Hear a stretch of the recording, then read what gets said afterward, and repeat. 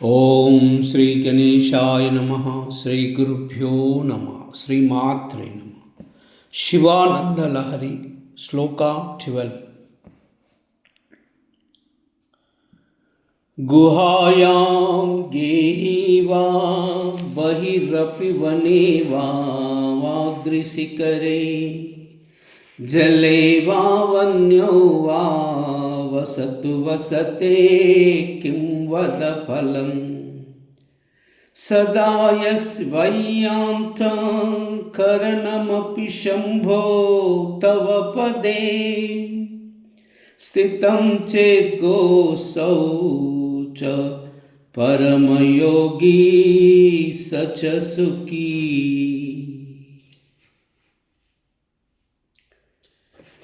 గుహాయాం గేహీవా బహిరపి వనే వాదృశిఖరే జలే వా వన్యో వా వసతు వసతే కిం వద ఫలం సదా యస్వైవాంతః కరణమపి శంభో తవ పదే స్థితం చేత్ గోసౌ సచ పరమయోగి సచ సుఖీ. గుహాయాం గేహీవా బహిరపి వనే వాదృశిఖరే జలే వా వన్యో వా వసతు వసతే కిం వద ఫలం సదా యస్వైవాంతః కరణమపి శంభో తవ పదే స్థితం చేత్ గోసౌ సచ పరమయోగి సచ సుఖీ.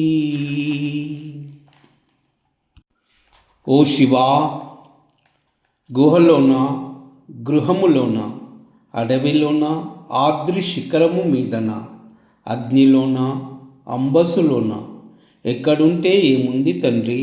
ఓ శంకరా, ఎవడి అంతఃకరణము సదా నీ యొక్క భగవత్పాదార విందాలకు అంటిపెట్టుకొని ప్రవర్తిస్తుందో అదే యోగము.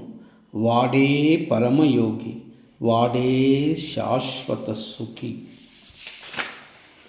ఓ ఈశ్వరా, మానవులు పర్వత గుహాలయందు గాని, గృహమునందు కాని, బయట ఎక్కడో కాని, పర్వత శిఖరముపై కాని, నీటి యందు కాని, అగ్ని యందు కాని నివసింపవచ్చు.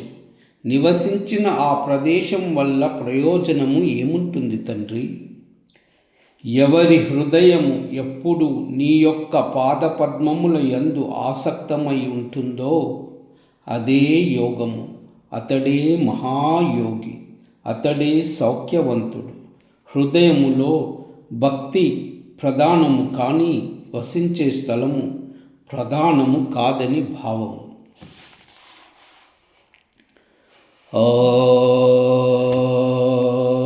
ఓం నమః శివాయ.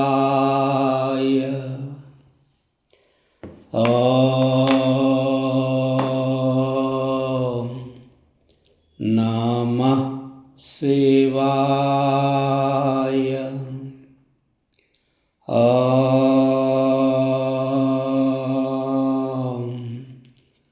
నమః శివాయ. సర్వమంగళ.